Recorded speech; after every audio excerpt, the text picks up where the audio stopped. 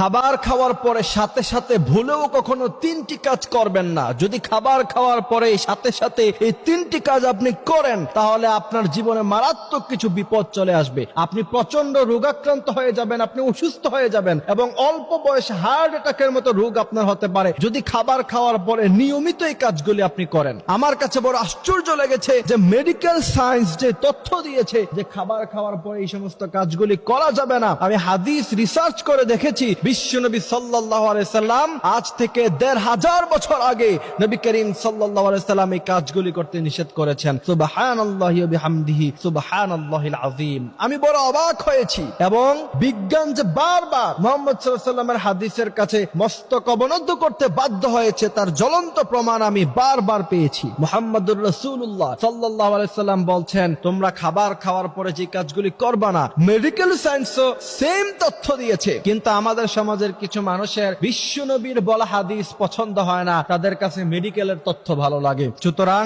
হাদিস এবং